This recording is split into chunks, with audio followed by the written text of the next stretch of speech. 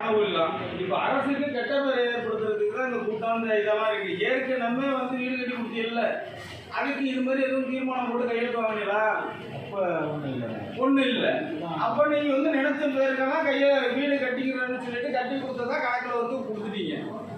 கணக்கு கொடுத்துட்டீங்க, ஆனால் வீடு கட்டி கொடுக்கல மக்களுக்கு. இப்போ வந்து வீடு கட்டி கொடுக்குறதுக்கு நிற்கிறீங்க, ரைட்டு. ஏற்கனவே கட்டி கொடுத்ததா சொன்னீங்க நான் பிஎம்ஏ திட்டத்தில். இப்போ நான் ஒரு பயனாளி சொன்னேன்ல, நான் நிறையா பயனாளி சொல்ல முடியும், பெரும்பாலும் தேர்ந்து சொல்ல முடியும், இப்படி நிறையா பயனாளி சொல்ல முடியும். இவங்களுக்கு பிஎம்ஓ திட்டத்தில் வீடு கட்டி கொடுத்ததா கவர்மெண்ட் கணக்கில் இருக்கு. ஆனால் இந்த அளவுக்கு வீடு போல இன்னும் கூறலாம் உட்காந்துருக்கு. இப்போ அவருக்கு வீடு வேணும். உங்கள் கலைஞர் கனவு உள்ள என்ன சொல்லுதுன்னு கேட்குறேன். வீடு கொடுக்கலாமா கொடுக்கக்கூடாது? அதை கேள்விக்கு பதில் சொல்லுங்க. அந்த பணம் எங்க போயிருக்கு? அந்த பயனாளிக்கு இல்லாத இன்னொரு அது ஏன் நாங்கள் வந்து 3 வருஷமா இது சம்பந்தமா பல போராட்டம் பண்ணிக்கிறோம் சார், பல வழக்கு வாங்கிக்கிறோம் சார். ஒட்டுமொத்தமா இங்க மட்டும் இல்லை, 2014 20 வரையும் பிரசவத்தில் அவ்வளோ நீங்க அதெல்லாம் தேடி கண்டுபிடிச்சிட்டு உட்கார்ந்து அதுக்கு எங்களுக்கு பதில் சொல்றதுக்கு தான் நீங்க அதிகாரி. நீங்க பதில் சொல்லாம நீங்க வந்து உட்காந்துட்டு எந்த இதுவும் பண்ண முடியாது. நான் என்ன சொல்றேன்னா, பயனாளி எங்க பேர்ல போட்டு வீட்டை எடுத்துக்கிட்டாங்க, வீடு இல்லை. ஆனா இப்போ வீடு கட்டணும்னா கவர்மெண்ட் கணக்குல இருக்கு. அவங்களுக்கு வீடு என்ன பதில் சொல்ல போறீங்கன்னு கேட்கிறேன். நீங்க யார் சார் செலக்ட் பண்றதுக்கு? நீங்க வந்து இப்போ 4 பேருக்கு வந்து பட்டா இருக்கு, சிட்டா இருக்குங்கிறீங்க, ஒரிஜினல் பயனாளிங்கிறீங்க. மற்றவங்களுக்கெல்லாம் இப்போ நாங்கள் வந்து அரசு இடத்துல இருக்கிறோம், நீர்நிலையில இல்லை, அரசு இடத்துல இருக்கிறோம். அரசு இடத்துல இருக்கிற எங்களுக்கு வந்து இப்போ வீடு கொடுக்கலாம். அதுக்கு பட்டா உடனே ரெடி பண்ணி கொடுக்கணும். நீங்க பட்டா சார் நீங்க ரெடி பண்ணி கொடுக்குறப்போ கொடுங்க சார். நீங்க எங்க பேர்ல போட்டு இந்த வீட்டை எடுத்து தின்னு வீட்டெல்லாம் என்ன பண்ணுறது? அப்படியெல்லாம் இல்லை. இப்போ கோயில் இடத்துல உள்ளவங்களுக்கு நான் முன்னாடியிலேருந்து சொல்லிட்டு இருக்கேன், 6 மாசமா சொல்லியிருக்கேன். கோயில் இடத்துல குடியிருக்கிறவங்களுக்கு அந்த ட்ரெஸ்ட் இருக்காங்கல்ல, செயல் அலுவலர்னு இருப்பாங்க, அவங்கக்கிட்ட ஒரு சர்டிஃபிகேட் ஒன்று வாங்கி கொடுக்கணும். அந்த சர்டிஃபிகேட்டில் வந்து இருக்கும் இந்த அறநிலையத்துறைன்னு போட்டு மேற்படி நல்லா இருக்கும். இப்போ யார் காத்தமுத்துனா காத்தமுத்து, இன்னாருடைய மகன் காத்தமுத்து மகன் சுப்பிரமணியன் இந்த இடத்துல வந்து நிரந்தரமாக குடியிருந்து வசித்து வருகிறார், இவருக்கு அரசு வழங்கக்கூடிய தொகுப்பு வீடு வழங்கலாம்னு ஒரு சர்டிஃபிகேட் போட்டு கையெழுத்து போட்டு கொடுப்பார். அதை வாங்கி கொண்டாந்து இங்கே கொடுத்தா வீடு கொடுக்கலாம்னு இருக்கு. அப்படிதான் நீங்க அதெல்லாம் சொல்றீங்க. அவருக்கு அங்க உள்ளவங்களுக்கு செயல் அலுவலர் கொடுத்தா உங்களுக்கு செல்லுபடி ஆகுது. இப்போ அரசுனா நீர்நிலை இல்லாம புறம்போக்குல வேற புறம்போக்கு இருக்கு, நத்தம் புறம்போக்கு இருக்கு, புஞ்சத்தரிசு இருக்கு. அதுல வியூ கொடுத்தா செல்லுபடி ஆகல, ஆரையும் கொடுத்தா செல்லுபடி ஆகல. அது கலெக்டர் ஆர்டர் போட்டு கொடுத்துருவாங்க. இவங்கள்ட்ட கேட்டிருக்காங்க லிஸ்ட், அது மாதிரி எத்தனை வீடு இல்ல சார், நீங்க இவ்வளவு நாள் தேடுங்க. இல்லை சார், நீங்க ஒரிஜினல் நேரடி பட்டா இருந்தா மட்டும் தானே கொடுக்கலாம்னு சொன்னீங்க. ஒரிஜினல் நேரடி பட்டா கொடுக்குறோம்.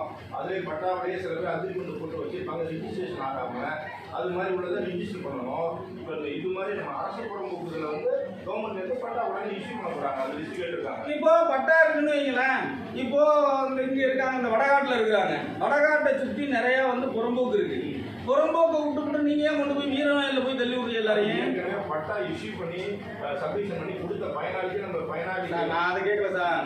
இப்போ நீங்களே இருக்கட்டும், இப்போ வடகாட்டில் குடியிருக்கிறாங்க, இந்த பாலத்தை ஒட்டி இருக்கிறாங்க, இவங்களுக்கு அங்கனக்குள்ளேயே புறம்போக்கு இருக்கு. அரசு வந்து பட்டா வழங்கக்கூடிய புறம்போக்கு இருக்கு. இதை கொண்டுட்டு போய் ஏன் வீரநாயில கொடுக்குறீங்க? அன்னைக்கு வீரநாயில அது அப்பவே நம்ம என்ன பண்ணிருக்கோம், பட்டா சப்மிஷன் பண்ணி இஷ்யூ பண்ணாங்களா, அப்பவே எங்களுக்கு இந்த ஏரியா நான் என்ன சொல்றேன்னா, அந்தந்த பகுதியிலேயே புறம்போக்கு நிலம் இருக்கு சார். எல்லா இடத்துலையும் அவங்கவுங்க குடியிருக்கக்கூடிய இடத்துல வந்து புறம்போக்கு இருக்கு. கோயில் இடத்துல குடியில்லாம நீர்நிலையில் இருக்கிறவங்களுக்கு பக்கத்துல புறம்போக்கு இருக்கு. அதை ஒட்டி எங்க பக்கத்துல அருகாமையில் இருக்குதோ அதை எடுத்து தானே கொடுக்கணும். அதை கொடுக்காம நீங்க போய் 1 கிலோமீட்டர் 2 கிலோமீட்டர் தள்ளி இங்க உள்ள எல்லாரையும் கூப்பிட்டு அங்க போய் நீங்க வந்து பட்டா கொடுக்குறேங்கிறது, வீடு கட்டி கொடுக்குறேங்கிறது, அதை எப்படி ஏற்றுக்க முடியும்? இப்போ எங்களுக்கு இது தெளிவாக சொல்லுங்க சார். நீங்க தீர்மானம் நிறைவேற்ற போறீங்க. இந்த தீர்மானம் நிறைவேற்றதுல நீங்க இப்போ வந்து புத்திசாலித்தனமா நீங்க இது பண்றீங்க. கிராம மக்கள்லாம் ஒத்துழைப்போட இந்த 20 பேருக்கு மட்டும் நாங்கள் 19 பேருக்கு மட்டும் நாங்கள் வீடு கொடுக்க போறோம்னு கவர்மெண்ட் இன்னொன்று சொல்லியிருக்கு. இப்போ எங்கள் அப்பா பேருக்கு நாங்கள் 3 பிள்ளைங்க இருக்கிறோம்னா 3 பிள்ளை தனித்தனியாக இருக்கோம்னா 3 பிள்ளைக்கும் தனித்தனியாக அவங்க வந்து பிரித்து கொடுத்து அதுலேயும் கொடுக்கலாம்னு இப்போ அறிவிச்சிருக்காங்க. 2 நாளைக்கு முன்னாடி கலெக்டர் அறிவிச்சிருக்காங்க. அப்பா பட்டா இருந்துச்சுன்னா இடம் போதுமான இடம் தான் அப்பா கன்சர்ன் இருக்கிற 200 பாண்டில் எழுதி கொடுத்து 3 பிள்ளைங்களும் சமாதத்தோட பண்ணிக்கலாம். இப்போ அதை வந்து நீங்கள் கொடுத்துட்டீங்க.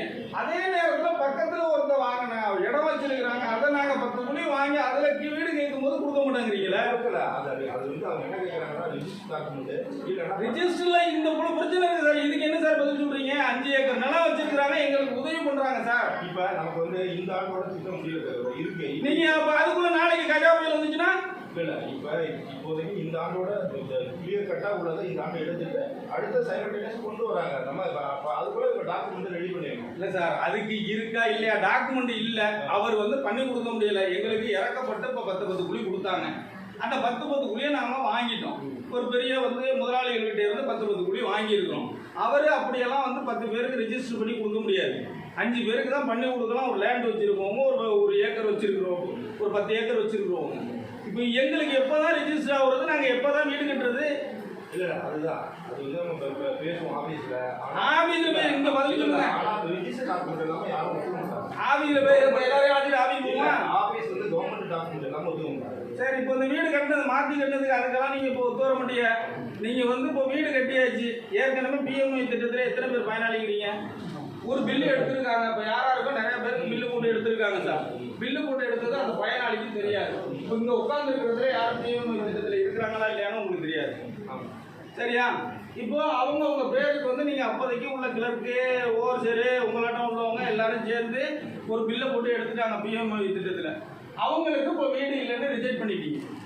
அவங்களுக்கு எப்படி வீடு கிடைக்கும்? இல்லை இப்போதைக்கு நம்ம வந்து அதில் ஃபைனல் பண்ணியிருக்கோம். எத்தனை பயனாளி பிஎம்ஐ பண்ணதில்ல அவங்கள மேலும் தெளிவாக உங்களுக்கு பணம் போய் சேர்ந்துச்சா இல்லை அந்த பணம் வேறு நபருக்கு போயிடுச்சா அப்படிங்கிறத பரிசீலனை பண்ணி முன்னே என்ன சொல்கிறாங்கன்னா இது மாதிரி ஐடி சேஞ்சஸ் மாறி போனதுனால அவங்க யார்கிட்ட போச்சு அவங்ககிட்ட வாங்கி இந்த பயனாளிக்கு தான் வீடு கட்டணும், இவங்க தான் ஒரிஜினல் பயனாளிங்கிறத தெளிவாக சொல்லிட்டாங்க.